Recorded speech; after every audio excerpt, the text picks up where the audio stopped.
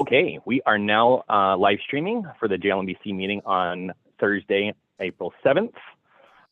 We can go ahead and go through roll call just to confirm that we have a quorum.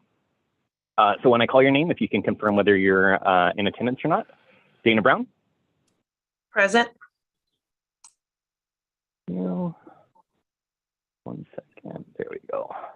I think I saw Matt Zabel. Present. Thank you. Tony Roster? Present. Thank you. Matthew Rednick? Yes, here. Thank you. Petty Santos sitting in for Holly Walcott? Present, thank you. Thank you. Dave Sanders? Present. Thank you. Is Marlene with us? I am with you. Thank you, Marlene. Paul Beachley? Here. Present. Gary Glaze? I'm here. Thank you. And Gavin Kuhn sitting in for Chris Hannon. I'm here. Thank you. We have 10 members present. There's a quorum. Thank you so much, Mr. Paul. Brown? Thank you so much. Moving on to public comments. Are there any public comments? At this time, if you're participating by phone and like to make a public comment, please unmute yourself by pressing *6 on your phone and announce yourself at this time.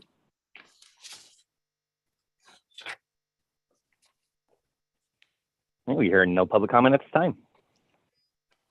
Thank you. Moving on to action items. Number 3, the minutes from last meeting.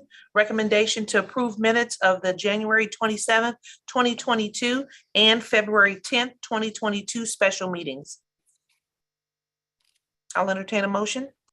I'll move the motion to approve the minutes. I'll second it. All second. Thank you, Paul. Can you please call a vote?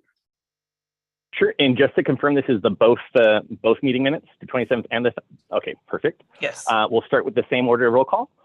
Dana, your vote. Aye. Dana votes aye. Matt Zabel, your vote. Aye. Matt votes aye. Tony Rocher, your vote. Aye. Tony votes aye. Matt Rudnick, your vote. Aye. Matt votes aye. Petty Santos, your vote. Aye. Petty votes aye. Dave Sanders, your vote. Aye. Dave votes aye. Marlene, your vote. Aye. Marlene votes aye. Paul Beachley, your vote. Aye. Paul votes aye. Gary Glaze, your vote. Aye. Gary votes aye. Gavin Kuhn, your vote. Yeah, aye. Gavin votes aye. It's unanimous. The motion passes. Thank you, Paul. Moving on to action item number 4, a committee report regarding AB 361 update and resolution adoption. The recommendation is that the JLMBC adopt the attached resolution and fine pursuant to the section listed of the California Government Code as amended by Assembly Bill AB 361, that due to the ongoing COVID-19 state of emergency proclaimed by the governor on March 4th, 2020, conducting JLMBC meetings in person without continuing to provide a teleconference and/or video conference option for the JLMBC members and the public would present imminent risk to the health and safety of attendees. I'll make a motion to approve the teleconferencing option today. Thank you. I'll second. This is Gary. Thank you. Paul, please take a vote. Thank you. We'll go ahead in the same order. So Dana Brown, your vote. Aye. Dana votes aye. Matthew Zabel, your vote. Aye. Matthew votes aye. Tony Rocher, your vote. Aye. Tony votes aye. Matthew Rudnick, your vote. Aye. Matt votes aye. Petty Santos, your vote.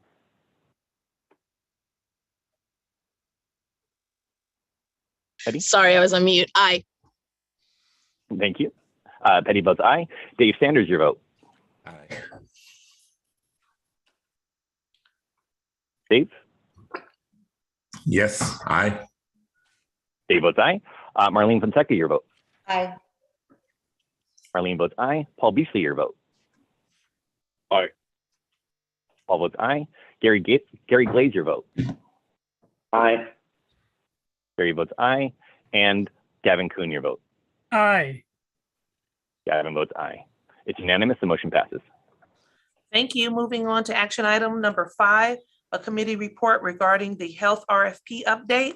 The recommendation here is that the JLMBC consider a desire to hold proposer interviews and also receive and note an update regarding the status of the RFP for the LA Well Program Health Plan Services procurement. I believe we have a presenter. Yep, that's going to be me. Paul McCuskey. I'll be presenting this item if I can get my screen to work properly. At the last JLMBC meeting, we did bring an update on where the health RFP was in our process. Since our last meeting, we have had a few different updates, which are listed in the schedule on the second page. We've held another mandatory proposal conference. So we held proposal conferences for both the health RFP network plans and the health RFP staff model plans. At the last meeting, we did give an update already on the network plans. We had mentioned that we had multiple proposers attend. Since then, we did have some declinations, and we had also come to the point of having the network plans RFP due date, and we had one proposer submit a proposal, which was Anthem for the network plans RFP. On the staff model plans RFP, we had multiple proposers attend the pre-proposal conference. And at the current standing that we're in now, we have another week before we are able to receive proposals, but we have indication that there could be as many as 2 proposers that are qualified to submit a proposal. Through the city's process, the proposers need to be able to complete certain compliance actions and those compliance actions have certain deadlines. We have both UHC and Kaiser who have completed the initial stages of those deadlines and are posed to be able to submit a proposal for the staff model RFP by next week. So should they continue to do so, we'll have 2 proposals from the staff model RFP and 1 proposal from the network plans RFP.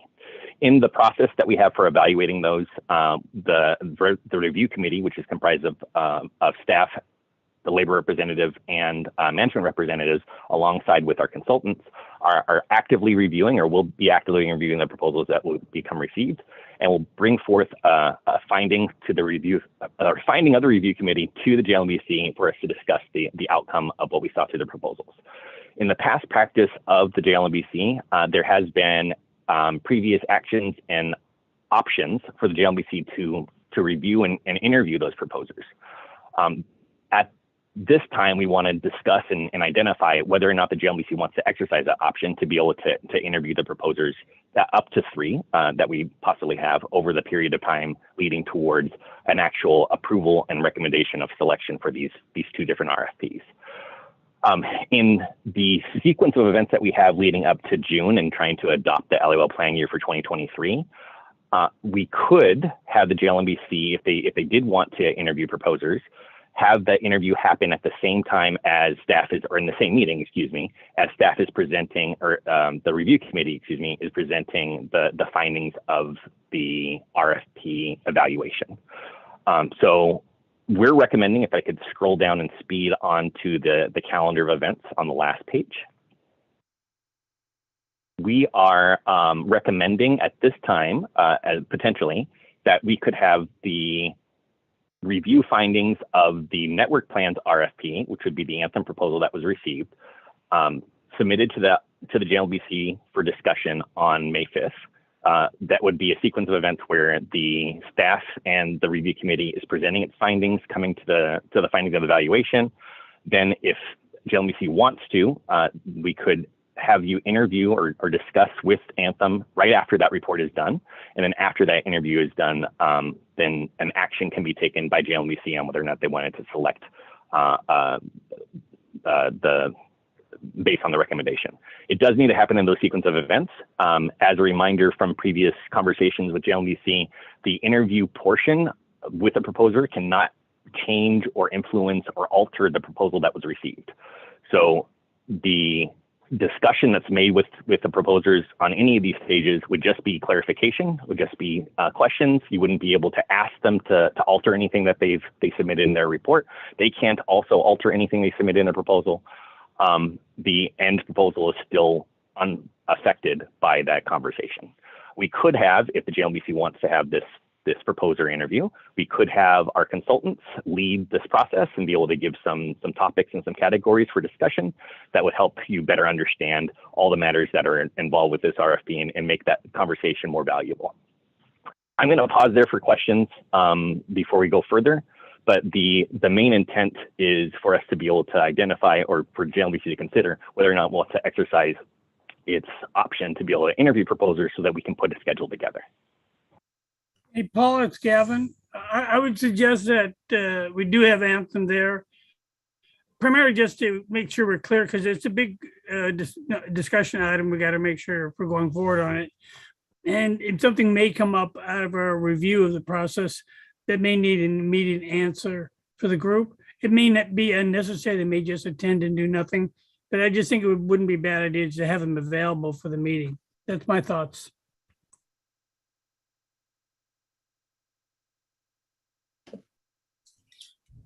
I would agree. We should exercise that option of having them here for those dates that you proposed, the 5th and the 19th. I would support that. And I see Matt Zabel has a question. Yeah, so just to be clear, what you're asking for is whether we want to interview at the schedule, or are you asking whether the schedule is good for the committee? Both, actually.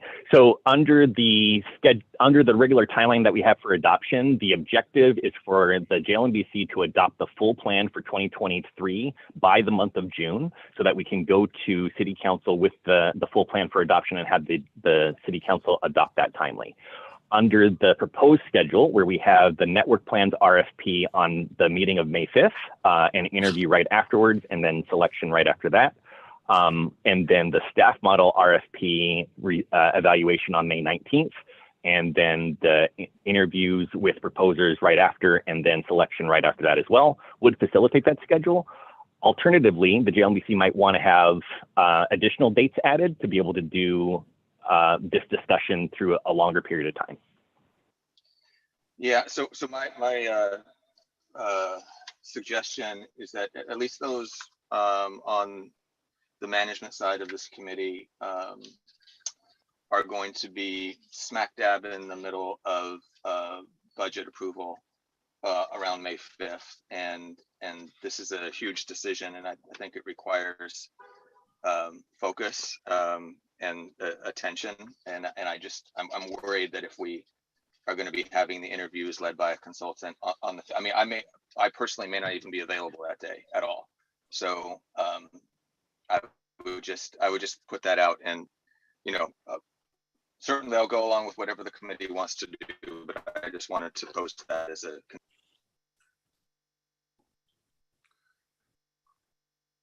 Well, if it's the date, I think if we're not if the management side isn't opposed to the review processes, it's a matter of dates. I'm sure we can be flexible. I don't know what Paul's schedule looks like, but if it's a matter of being flexible on the dates, I think we can accommodate that. We can schedule, so the May 5th meeting is a regular meeting of the JLMBC. We can keep that meeting, not have these items for it. We can schedule these items as separate special meetings, but we would need to have some indication on kind of where the special needs would need to take place, if JLMBC has a preference.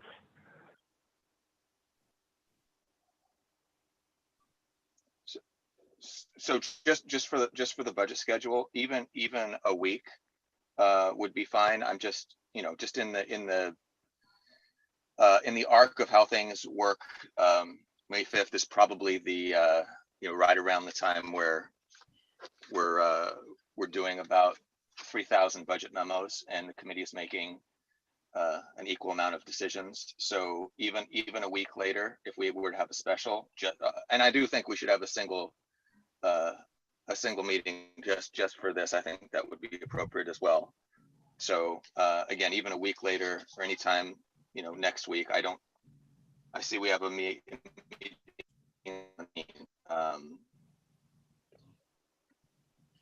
Is that a regular meeting or is that, I'm sorry.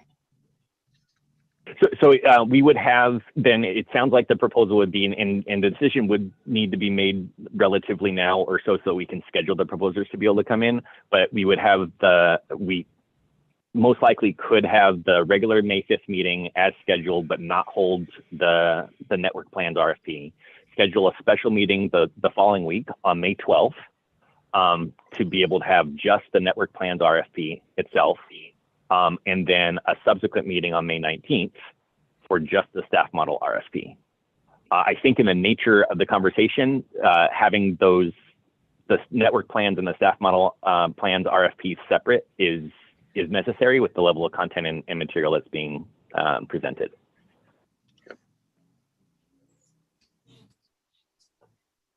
Okay. Again, I think from my side, for me personally, I think we can accommodate that schedule if that works for both sides. The week of the 12th, I'm okay with that. I don't know if anyone else on the labor side has a problem. Gavin, anyone? No, I'll make it work. I'll figure something out. I can adjust as well. Well, the week of the 12th would be fine, but the 12th itself, not for me. It needs to be earlier in the week for me.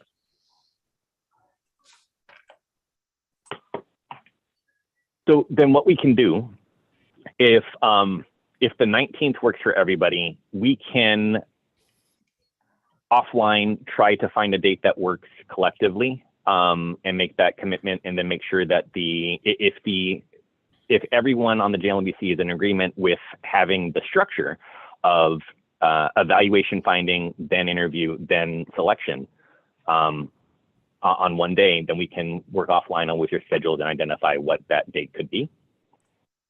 Is there any, and this may be a ridiculous question, but virtually it seems like so many things are possible. Is there any opportunity to do them all on the one day? We could. It might be a very long meeting. It might take longer than the 2 hours that. Well, I'm sorry. I was just thinking, particularly since there's only one network plan or, provider, we're talking, really, we're talking about three bidders, right? Total. Correct. So with that, if we extended the May 19th meeting time-wise, past the 2 hour mark, would that be receptive for the committee? Well, Dana already said the 19th is tough, and the morning on the 19th is tough for me. Could we look at Tuesday the 17th? Is that possible at a 9 a.m. for everyone? And we could just do it on the 19th and just motor through. I'll keep the 17th open all to noon, 1 o'clock, no problem, whatever it takes.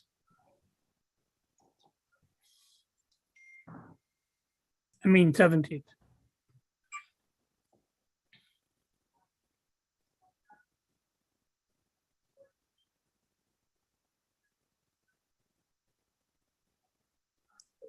I think we have a deferred comp board meeting that day, but outside of that, I can certainly make anything else work that day. And and if it's too much in one day and, I'm asking too much, I get that. I just kind of, thought I'd put it out there since, we're virtual and it may not even take 2 hours. We have a 2 hour meeting scheduled for the one, sort of presenter. So I don't know, I guess maybe I was thinking maybe we could get this all wrapped up in about 2 hours and 20 minutes or something. So I don't know, just throwing it out there. So what? Okay. I can support. So what we can do. Go ahead, Paul. I'm sorry. Well, what we can do if the JLMBC's direction and action is going to be that you want to have the schedule, you want to have the interviews happen. I think an action of that today is sufficient, and then we can work out the dates separately. And then once that confirmation is made, we'll be able to go forward with our regular practices. We can talk with everybody offline about what date works within that, and then schedule the meeting afterwards. But we do need the action to be able to go this route. So does that mean we don't have a confirmed date today, or we won't get a confirmed date today? Okay. Yes, that sounds like the direction this is going. But we'll be able to, we'll do that quickly. We'll try to get a confirmed date very soon after this meeting's over. And we don't have to have the confirmed date in this venue, right? We just have to take action that we're going to do it. And then we can offline work the date out. Okay. And then we can also figure out whether you're going to combine some of the items together on the same meeting. Right. So I'll make a motion to that effect. If you can figure out what I just said, that staff will work with the team and figure out a date that works for everybody, and then do the best to sort out a plan to combine as much as they can on the same date.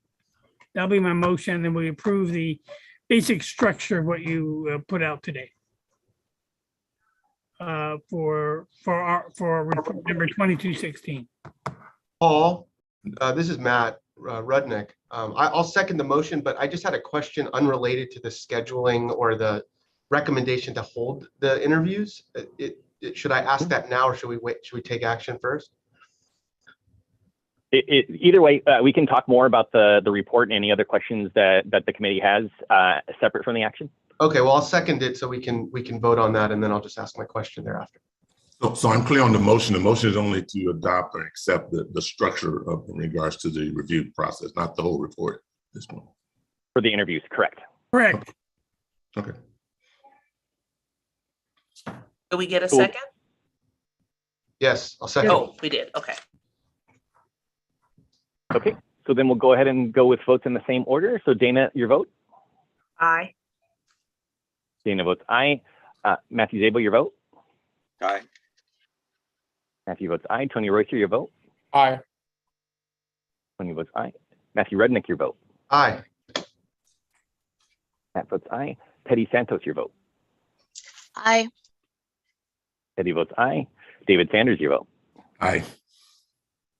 David votes aye. Marlene Fonseca, your vote? Aye. Marlene votes aye. Paul Beachley, your vote? Aye. Paul votes aye. Gary Glaze, your vote? Aye. Gary votes aye. And Gavin Kuhn, your vote? Aye. Gavin votes aye. It's unanimous. The motion passes. Thank you, Paul. Any other questions? Yeah, I was just going to ask Paul. I mean, the report kind of discusses this, but can you just speak briefly to kind of our understanding as to why we only received the one responsive proposal for the network plans? And was that just a matter of for other providers not submitting like their BIP in time and whatnot, or do we know if there was a specific decision just to not participate at a point in time? I'm just curious. It's a hard question to answer. We don't know too much from all the bidders that opted not to submit a bid. We did get a few declination letters from bidders. Each of them said something slightly different as to their reasons as to why they weren't considering to submit. We did not get declination letters from everybody that participated in the process last year who did not submit a bid. So it's hard to say an overall consensus as to why the same number of proposers did not submit again this year. It was very surprising, and I'm not sure if Steve Murphy, if you had anything else you wanted to add, if you're on the call. Yeah, thank you, Paul. Yeah, I think if we look at last year's proposal process, from a bundle perspective, we received 3 bids, one from Anthem, UHC, and Aetna, and those vendors were within kind of 1 to 2 percentage points difference of one another. So nothing dramatically has changed. Again, last year you asked for bundled approach, and again, that's kind of a risk management technique to allow you to kind of bundle the non-Kaiser population to ensure product access, provider access, and premium stability. So that process is still the same. But that was our starting point, which is a bundled approach. But there was no restriction or limitation on offering something that they felt might be unique and address a unanswered need at this point. So it's hard to say, to Paul's point, why the activity fell off or why there was less interest this year than last. I appreciate that. And I suppose, I mean, you know, in any procurement, you like to see, you know, competition and multiple proposals, but it sounds like we weren't going to see a lot of change. I was going to also just ask, given that we did receive the one responsive proposal, the team will go through the necessary due diligence, but I'm at like, are we relieved of any additional like procedural steps as far as scoring and whatnot, because there's only one proposal there? The evaluation process is the same, whether we receive one proposal or multiple. The steps are going to be the same, and we're going to be coming forth with the same level of evaluation and findings to the committee. I can say the steps that we took for this evaluation, streamlining the questionnaire, making the process simpler, is going to make this much easier for the evaluation committee itself, outside of there just being the one proposal to consider instead of multiple. Thank you.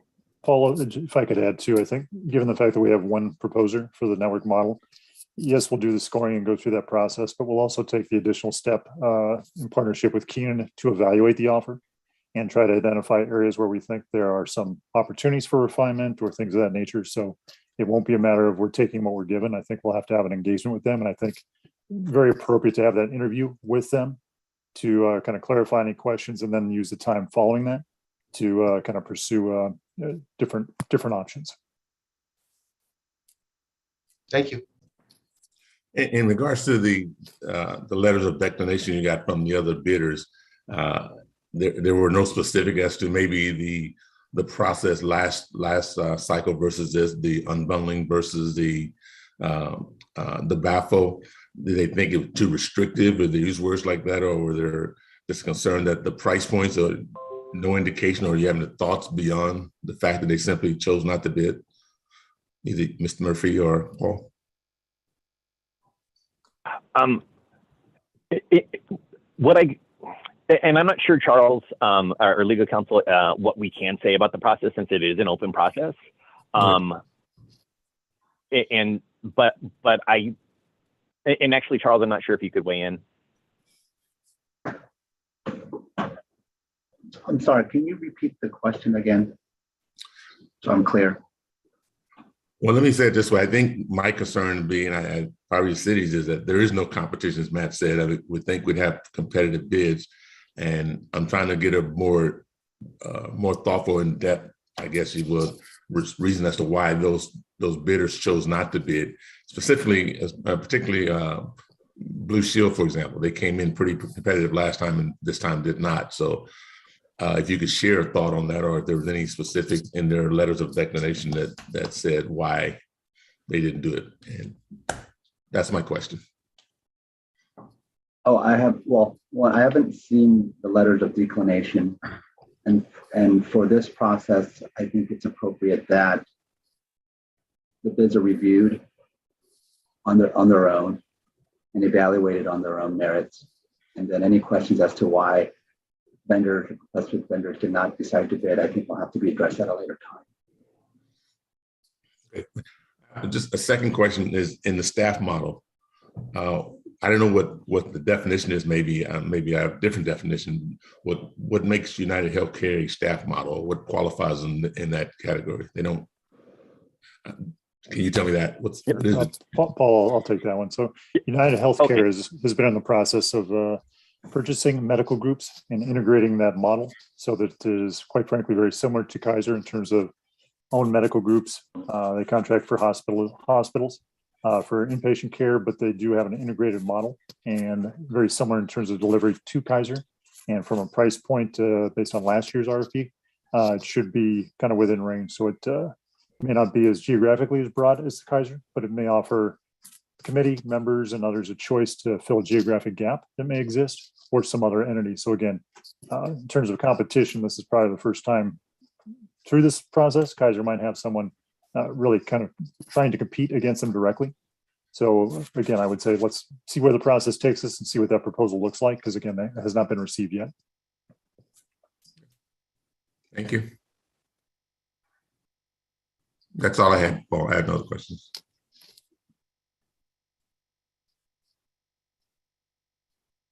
Okay.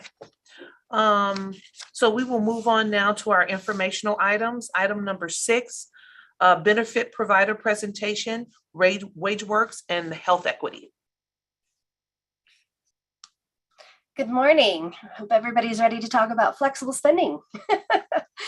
I'm Megan Gardner. I'm with Keenan. I'm joined today by David Hanley with Health Equity. And just want to provide some context and overview before David takes us through the details of the city's programs. Next slide, please. WageWorks, or Health Equity as they are now known, they've had that slow transition over to the Health Equity brand, has been a partner of the city since 2008. The FSA limits for 2022 remained as they were at $2,750 per year for the healthcare FSA and $5,000 for the dependent care FSA. Your transit and parking spending accounts also had election limits of $280 per month with city matching of $50 per month for TSA and PSA election limit at flat $280 per month. Next slide, please.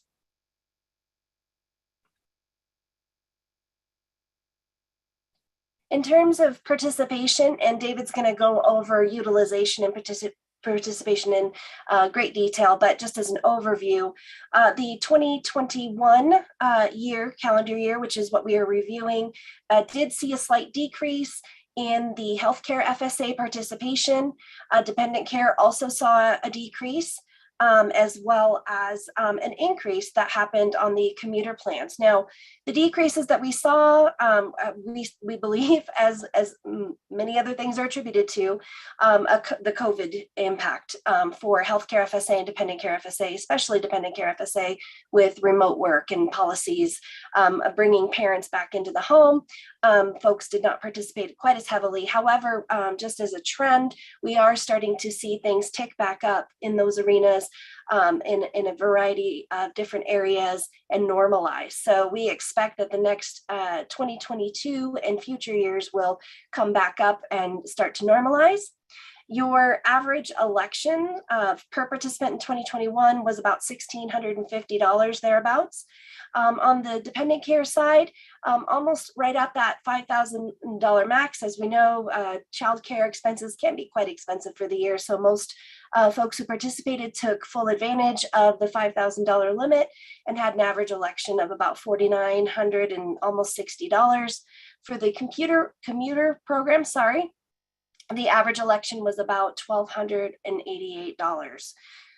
Now I'm going to turn it over to David. He's going to talk about what folks did with those funds and how they were utilized in greater detail. David?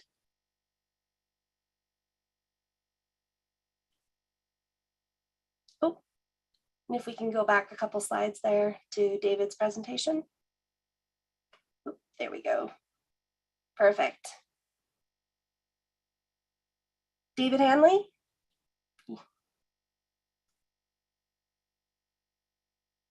I believe you may be on mute.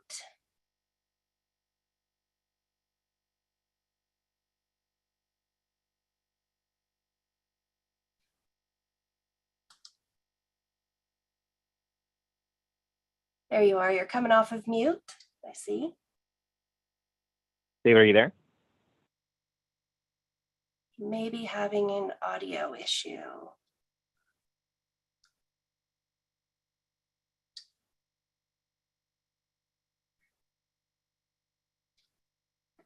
David, you may want to adjust your audio settings.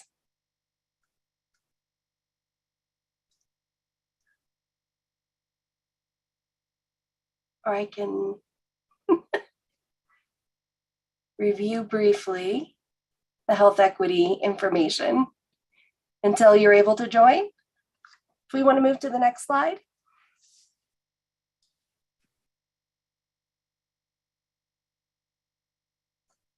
Just a little bit about health equity, and David could probably do much better justice than I can, but they did acquire WageWorks and have been now your partner.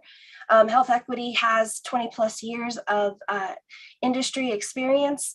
They do have over 13 million accounts, and they are a leading name in the industry for HSAs, FSAs, and other sorts of tax advantaged accounts.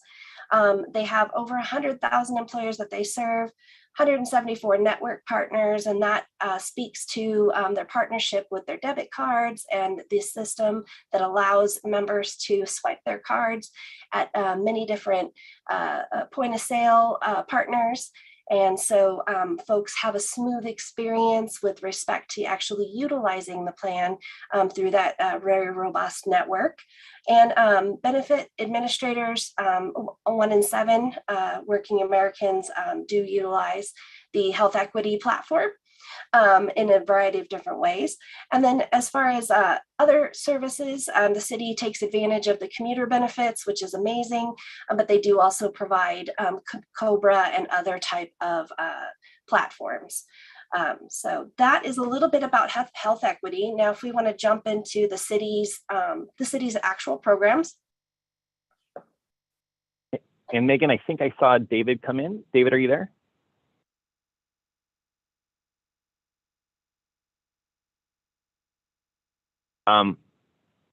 We can also table this presentation for now while we try to fix David's connection issues, if that's preferable. Yeah.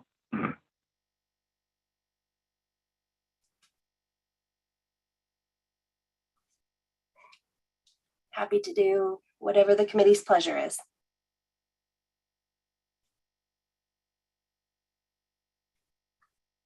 Dana, what would you like to do? Well, we can give him a couple minutes.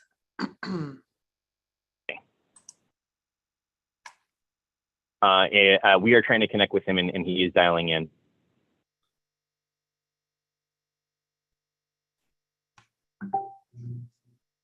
And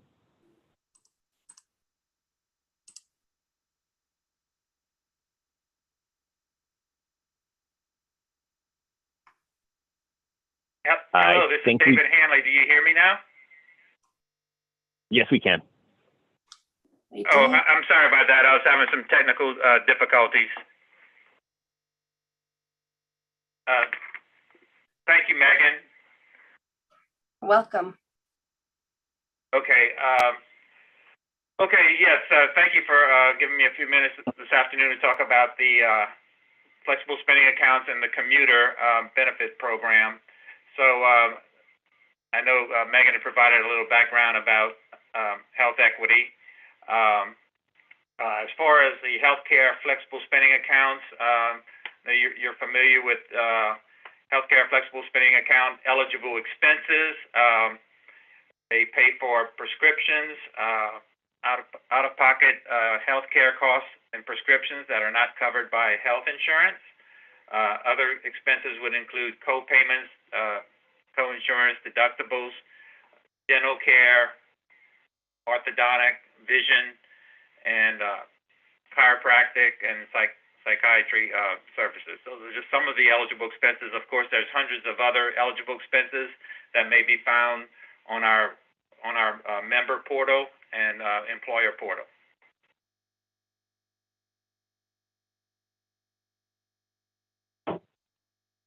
Next slide. Okay. So as far as the highlights for the healthcare flexible spending account program, we've been tracking data from 2013 through 2021. You can see here that there's been a steady increase in participation since 2013, 46% participation growth since 2013. Now, we did have a slight reduction from 2020 to 2021, and as Megan pointed out, that we've had some reduction in participation across our book of business due to COVID-19. And then as far as the cumulative employer FICA savings over the years, the city has saved $2.6 million in FICA savings. And as far as cumulative employee tax savings, it's $10.2 million. The annual tax savings per participant is about $495, and I have the average election per participant increase 15% between 2013 and 21. So it's from $1,400 to about $1,650 is the average election for the healthcare FSA currently.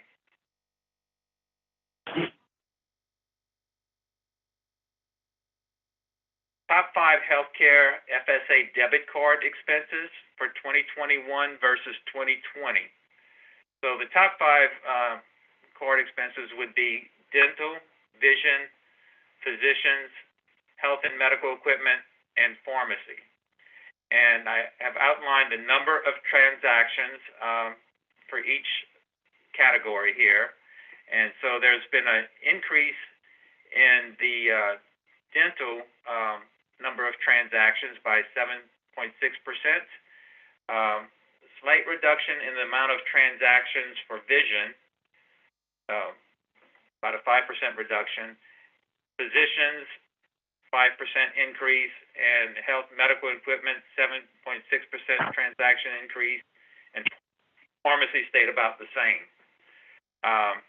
Now we have the total spend as far as the difference in how much is spent for these services. That has actually increased for dental by about 11.9%. Slight reduction for vision, 3%. Physicians stayed about the same. Medical and health equipment increase in the spend amount of 17.3%, and pharmacy about 5% increase. The average spend.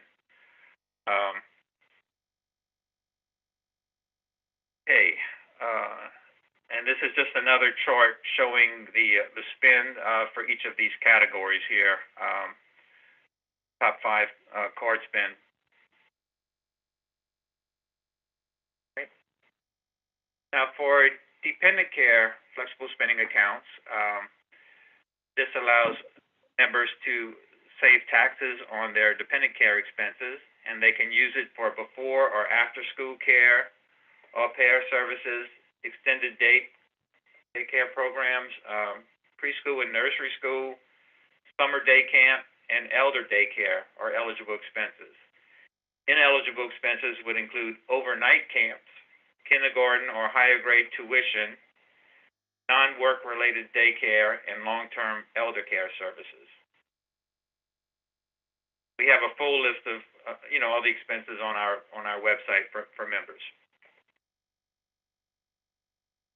So for the dependent care accounts from 2013 through 21, again, we've had increase in participation, although it dropped quite a bit from 2020 to 21.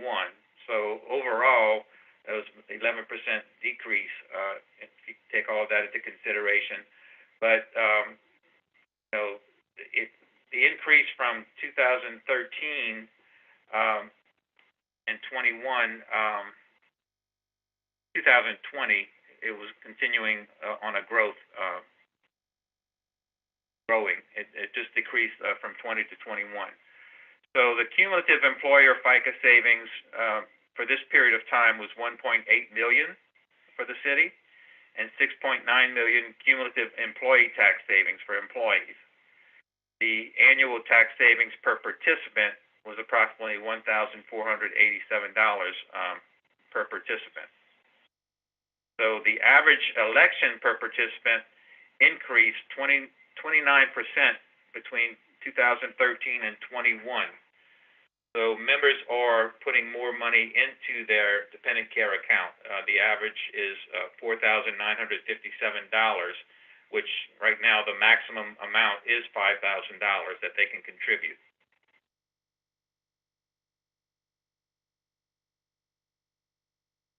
We also administer the commuter benefits program, which can be used for parking or transit.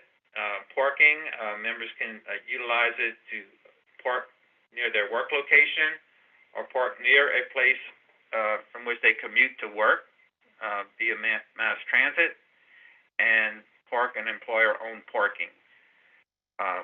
Commuter benefit program can also be used for transit, which would include buses, trains, subways, ferries, streetcars, van pool, and select ride sharing.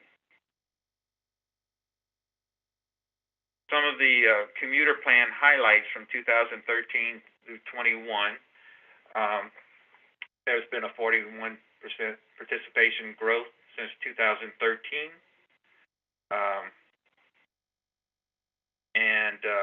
There was a 67% increase in participation from 20 to 21. In 2020, we had a big drop when we had COVID. Members were not commuting or using commuter benefits, but it's been slowly getting back and increasing during 21. So hopefully that will continue. All right, and then just some of the solutions we provide for members, trying to make it easy for members to get reimbursed on their claims. We have a mobile app. We process claims in 5 business days or less. Members can view their transactions on their mobile phone or through the web portal and submit their claims through those methods. So overall, the city FSA participants submitted about 7,583 claims via our Easy Receipts mobile app in 21, and participants submitted 10,991 claims via online during 21. So most of the claims are being submitted using electronic means rather than mail or fax. And that was just a quick highlight. So I'm open to any questions about the flexible spending account program or commuter benefits program. Yeah. That's right. Actually, Paul, it's Gavin. I have one quick question. I always have questions. I was just wondering, do you guys have a feedback loop for solving problems? Because there's always, in any system, there's always complaints, problems, issues with the participants. Do you guys have a mechanism to resolve those issues and to improve service, that kind of thing? Somebody has an open mic right now that we're getting a lot of feedback from. So there we go. Thanks. Okay. Yes. So members call into our call center, and they have access to view all the members' information. If there's a case that the customer service is not able to assist the member appropriately, or they're not sure about something, they would submit that case to the service delivery team, and that service delivery team will research that case and get back to the member. There's also monitoring of calls. There's audits of calls by our call center, and they listen in on calls and follow up on call surveys. There's a survey that's issued out to members after a call. So we have survey results, and if there's an unsatisfactory survey result, they will review and go back, and if there's coaching that has to be done for a CSR, we will provide coaching to that CSR. And in some cases, if we do get a complaint, we will pull the call and listen to the call recording and provide coaching to those members.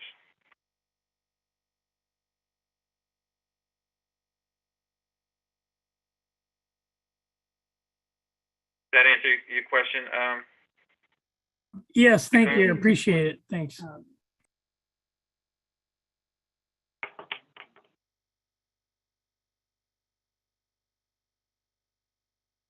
Okay, was there another question?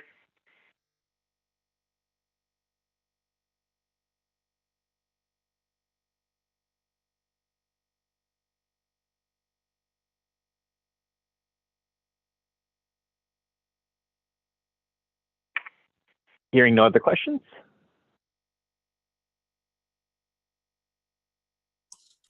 Then I Dana, would you like to apologize speak? about the audio problem at the start of the call, and No any other problem. questions?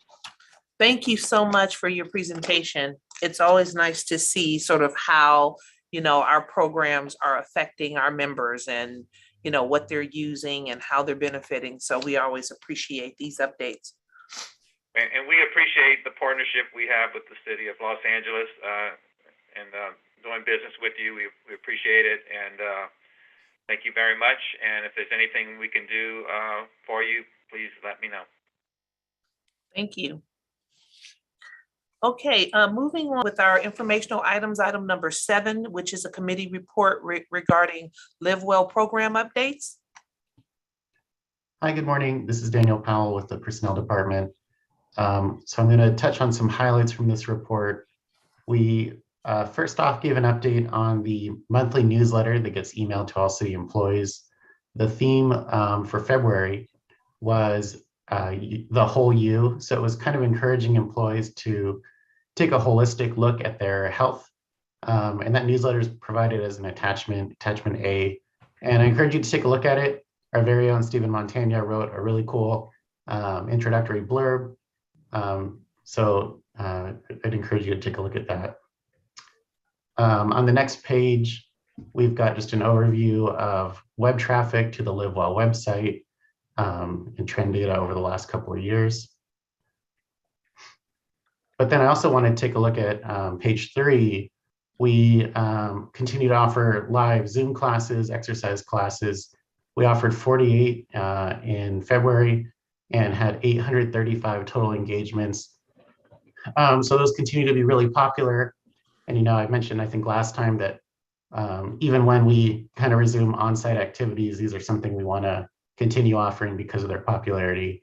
And we provide a breakdown of the kind of classes we've offered in February. Moving along on the next page, we did a STEPS challenge that concluded on February 20th. This was a team activity. Employees could put teams together to try to have the most steps and compete with other teams. We had 198 teams participate with a total of 429 participants. So it was great engagement, great participation, and there was prizes given out, and we're delivering to those 5 winning teams that we noted in the report there. And then finally here, we just noted that we participated in some remote new employee orientations for the Department of Recreation and Parks. So that's just kind of the highlights. Are there any questions on this report?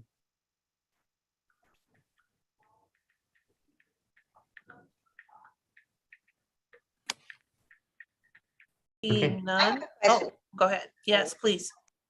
Just a quick question. I mean, overall, throughout the pandemic, have you seen an increase in participation, decrease? What are we looking at? I'm a little newer to the program. Oh, okay. So, but I don't know if Stephen, Sure. you've been here the whole time. Yeah, I'm happy to chime in. So definitely the pandemic resulted in significantly higher participation because we went to virtual engagement essentially. So if you think about it, before it was all in person, it was very difficult to schedule things, and then people would need to be at the facility that we were holding an event to be able to participate.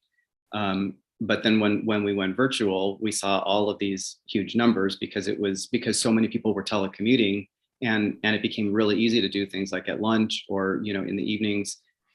So I think it was definitely a lesson learned that this is a great way to go.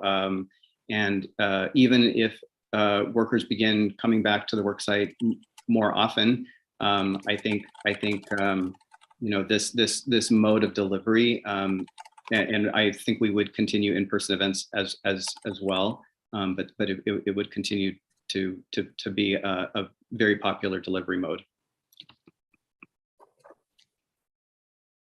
Thank you. They did the opposite of what I did then, with less wellness and exercise. Well, EAA is participating in a 5K out in the Valley this month and paying for our members. So unfortunately, your STEP challenge is over, but we do also do some wellness for our members in this same vein.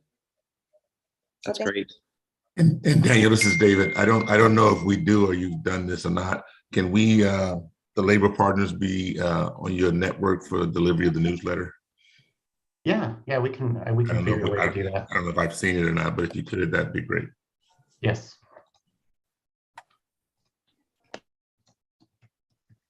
Okay, thank you so much, Daniel, for that informative report.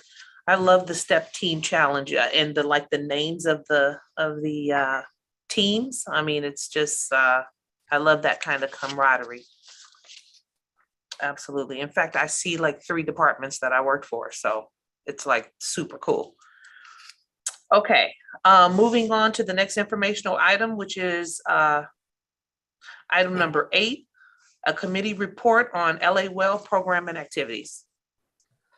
Good morning, JLMBC members. This is Chung Tran, and I will be going over the highlights from the projects and activities report. First up on page 1, we have an update on the IMED pop-up clinics. As you may already be aware, the clinics have been canceled since the onset of the pandemic. With the reopening of the departments, staff recently met with IMED to discuss the possibility of resuming the pop-up clinics with a target of the summer / fall months. Discussions are still ongoing at the moment, but updates will be provided to the JLMBC in the coming months. Next up, also on page 1 through page 3 are the responses from Optum to the questions brought up by the JLMBC at its January 7th meeting. These responses are in regards to questions about utilization tracking, a correction on the virtual use figures, book of business figures, member visit breakdowns, and revisitation statistics. And last item we have is on page 3 is an update on the LA Well program.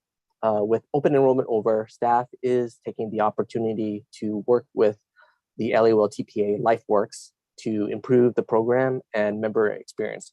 We are also taking the opportunity to begin work on the 2023 open enrollment as well. And with that, this brings the report to a close. I'm happy to answer any questions you may have.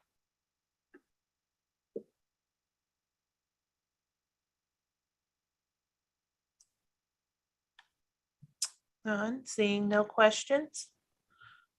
Thank you so much, Mr. Tran. We will move forward in our concluding items. Item number 9, request for future agenda items.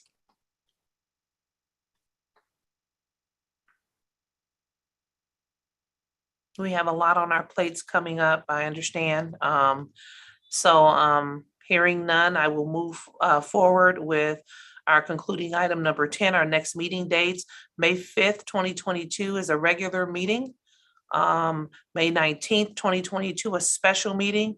June 2nd, 2022, a regular meeting. And we are going to possibly make some changes to the May 19th date.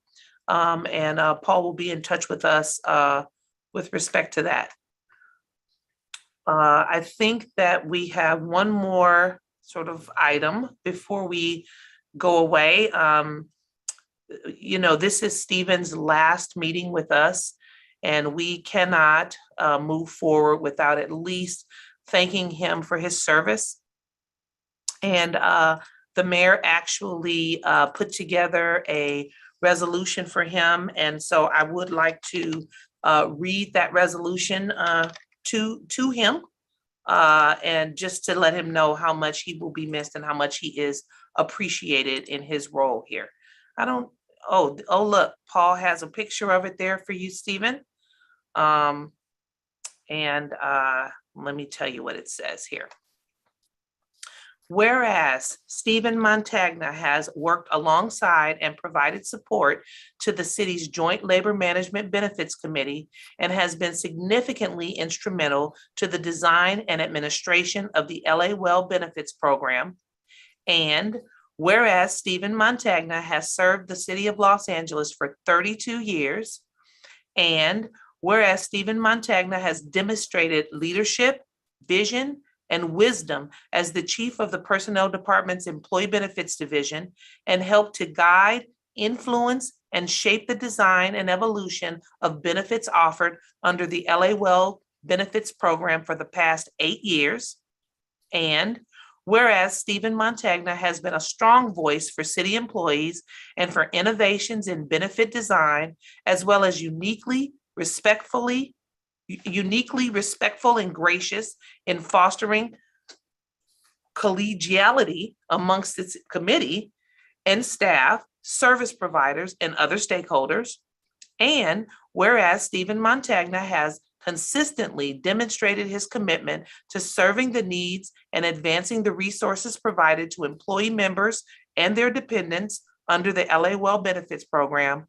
Whereas Stephen Montagna is a dear friend and respected colleague and will be greatly missed by the committee members, service providers, and his staff who had the privilege of working with him over many years. Now, therefore, be it resolved that the mayor of the city of Los Angeles, on behalf of its residents, proudly joins the Joint Labor Management Benefits Committee to present Stephen Montagna with this honorary commendation, commemorating his work with the Joint Labor Management Benefits Committee and wishing him a joyous, healthy, prosperous, and fulfilling retirement. Stephen, we are very proud of you. Congratulations. Thank you. Thank you so much. Just a couple words on my behalf. I mean, you already know what you mean to me. I have been telling you what a light you have been in my career ever since we met and we started to work closely when I got to the CAO's office. I don't know what's going to happen to my personal finances that you are leaving. I suppose I will just have to call you so that you can explain to me what I'm doing with my life financially. As it relates to the cookies that I have missed over the past 2 years, I cannot tell you how much I am going to miss being a colleague of yours. You have been a pleasure to work with, and I am a better employee and a better general manager having known you. So thank you. Thank you. Thank you so much, Dana. Okay, well, you guys know that Stephen is a man of few words, and we don't want to put him on the spot. Well, if it's okay, could I say a few things? Absolutely. I came to work in employee benefits, for those of you who don't know, back in 1990. And so back then, and for most of the years with the division, my primary job was not working with the health and welfare programs, but I was always involved in some ways. In fact, pretty quickly after coming on, there was the catastrophic illness program, which was brand new back then. And back then we used to bring every single application with a report and a recommendation to the JLMBC at each of your meetings. So that was my initial exposure. And then as the years went by, I was kind of brought in on this project or that project. But I was taught by somebody who was truly a legend in this division at that time. The former manager at that time was Henry Hurd. Henry was really a personality, and just without going into too much detail, he was very passionate about everything that he did. He also used to bring donuts to the JLMBC meetings, which just so you all know, that's where I got the idea many years later. Hey, if I can do that probably one better if I can bring something that's actually homemade. In those years, for many of those years, there was a lot of contention at the JLMBC, but Henry instilled something in me that I will never forget. And he said he said that the staff of the benefits division, we serve both management and labor, and we are here to help them find common ground.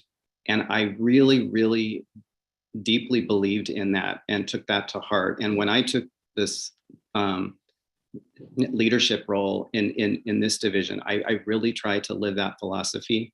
But I have to say that this group, all of you, known and worked with for many, many years, some not as many, but all of you have really, really made that very easy because you've actually lived it.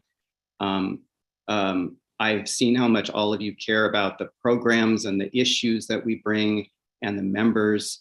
And, you know, in this world right now where there are so many people who have difficulty in being able to find common ground. I just hope that you all recognize and appreciate how you have something that's really special here. It has been such a privilege and a joy to be part of this, to get to know you personally. I hope it's not goodbye. I hope to see you here and there. And I promise, I absolutely promise, you can hold me to this. I will be back one day when you're all back at a regular meeting. I will have some cookies for you. They're going to be low sugar. They're going to be low carb, but they're going to taste great. So I just want to say many thanks one more time, and I wish all of you just a lot of happiness. Thank you. Thank you, Stephen. Thank you, Stephen. You were great to work with. Thank you. Okay. So if there's nothing else, the time is 10:07 and this meeting is adjourned. Thank you. Thank you, everyone. Thank you. Thank you, Stephen. Thank you. We're gonna miss you. Thank you. And good luck, Stephen. Thanks. Thank you, Stephen. He's from over there from like Ensenada.